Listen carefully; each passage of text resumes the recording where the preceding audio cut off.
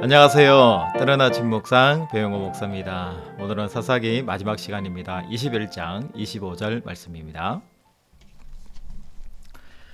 그때에 이스라엘에 왕이 없으므로 사람이 각기 자기의 소견에 옳은 대로 행하였더라. 아멘.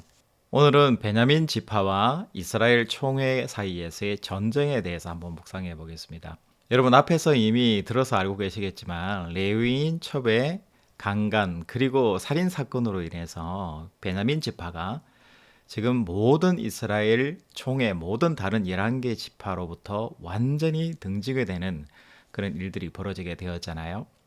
그래서 이 일 때문에 하나님께 물어서 이 큰 일을 악한 일을 향한 이 베냐민 지파를 어떻게 할 것인가에 대해서 하나님께 물어야 되는데 묻지 않고 막바로 전쟁에 돌입하게 돼요. 그래서 11개 지파와 베냐민 지파 사이에 전쟁이 벌어지게 됩니다.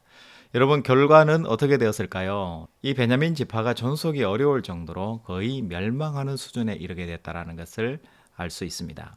그런데 이 지경이 되고 나니까 이스라엘 총회 이 나머지 지파들이 골치 아픈 문제가 생긴 거예요. 그게 뭐냐면 예전부터 이스라엘은 12지파 공동체를 형성해서 하나님의 신앙 공동체를 이끌어왔는데 이 베냐민 지파가 없어지게 된 거죠. 그제서야 이스라엘 나머지 11개 지파가 자기들이 이미 전쟁을 하고 다 죽여놓고서는 성읍도 다 파괴시켜 놓고는 하나님을 원망하기 시작합니다. 어찌해서 우리 사이에 이런 일이 일어나게 되었냐고. 하나님은 전쟁하라고 말씀하지도 않았고 베냐민을 어떻게 해야 되느냐라고 이스라엘 총회가 묻지도 않았습니다. 그래놓고 하나님을 원망하게 돼요. 그런데 베냐민 지파에는 이제 600명이 남았어요. 그 바위 틈에 숨었던 나머지 600명이 살아남았는데 이들을 통해서 존속시켜 줘야 되고 공동체를 세워줘야 되는데 그런데 이 미스바 총회에서 이 11개 지파 총회가 결정을 하게 돼요. 두 가지 결정을 하게 되는데 첫 번째는 베냐민 지파를 위해서 자기 지파의 딸들을 절대로 내놓지 않겠다라는 이야기죠.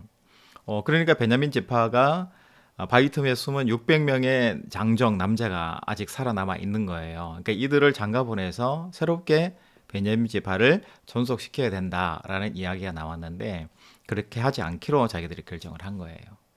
그리고 또 두 번째 결정은 미스바 총회에 참석하지 않는 어떤 지파 사람이라도 다 멸절시키기로 두 가지 결정을 하게 되었습니다. 그러고는 부족 총회가 이루어졌기 때문에 그들의 죄를 씻기 위해서 번제를 드리고 그리고 화목제를 드리게 됩니다.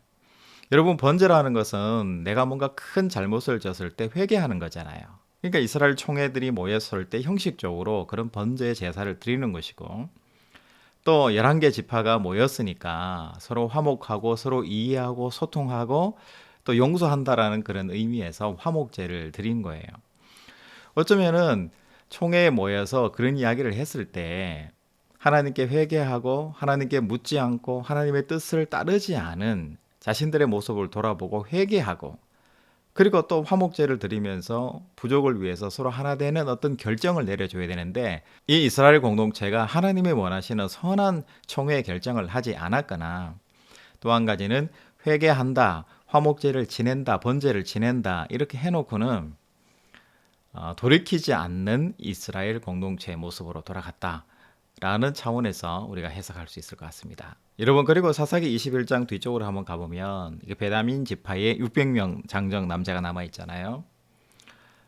이들을 위해서 길르앗 야베스가 총회에 참석하지 않았는데 그들을 공격하고 무찌르고 거기에서 처녀 400명을 잡아서 베냐민 사람 600명 중에 400명과 결혼하도록 그렇게 하는 거예요. 이것도 하나님에게 묻거나 생각한 것이 아니라 자기 의견에 소견에 좋은 대로 행한 것이다. 이렇게 성경이 기록합니다. 여러분 그래도 200명이 모자라잖아요. 이 200명의 처녀는 어디서 구했을까요?